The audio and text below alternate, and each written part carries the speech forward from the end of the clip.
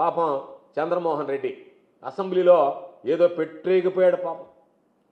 దానిలో అనేక రకాలైనటువంటి విషయాలు మాట్లాడాడు.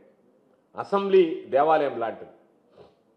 అసెంబ్లీ సాక్షిగా చంద్రమోహన్ రెడ్డి ఈరోజు మాట్లాడాడు. జగన్మోహన్ రెడ్డి గారి గురించి అనేక విషయాలు మాట్లాడాడు. ఇజలారి గురించి అన్ని విషయాలు మాట్లాడాడు. నేను చంద్రమోహన్ రెడ్డికి ఒకటే ఛాలెంజ్ చేస్తున్నా. నీది నీతి నిజాయితీతో కూడినటువంటి బ్రతుకే అయితే, నేను అనుకోవడంలే నువ్వు నీతి నిజాయితీతో కూడినటువంటి బ్రతుకుతున్నావు నేను అనుకోవడంలే. ఒకవేళ నీకు అనిపిస్తే నీతి నిజాయితీతో కూడినటువంటి బ్రతుకే అనిపిస్తే, లేదు నీతి నిజాయితీగా బ్రతికేటువంటి వాడే అసెంబ్లీకి రావాలనేటువంటి ఆలోచన ఈరోజు అయ్యన్న పాత్రుడు చేస్తే, నువ్వు చెప్పినటువంటివి నా మీద 18 అక్రమ కేసులు పెట్టారన్నాడు.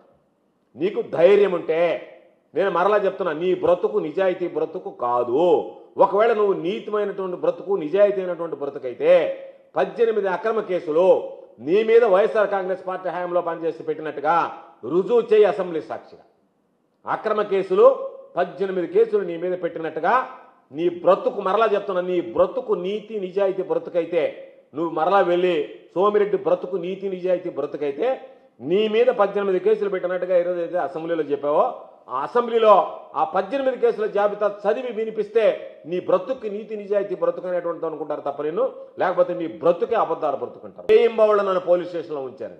ఒక్క రాత్రి వైఎస్ఆర్ కాంగ్రెస్ పార్టీ ప్రభుత్వంలో ఒక్క రాత్రి నిన్ను తీసుకువెళ్ళి పోలీస్ స్టేషన్లో పెట్టినట్టుగా నువ్వు రుజువు చేస్తే పోలీసులు నీ అబద్ధాల బ్రతుకు కాకుండా నిజాయితీ అయినటువంటి బ్రతుకైతే నీ మీద 18 కేసులు పెట్టినట్టు, రేయింబగళ్ళు నిన్ను పోలీస్ స్టేషన్లో పెట్టినట్టు ఒక్క ఆధారం రుజువు చేయి.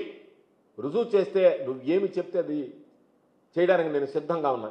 మా సవాళ్ళను నువ్వు స్వీకరించి ఏదో మామూలుగా అసెంబ్లీలో మైక్ ఇస్తే ఎగిరి ఎగిరి ఎగిరి ఎగిరి మాట్లాడడం కాదు.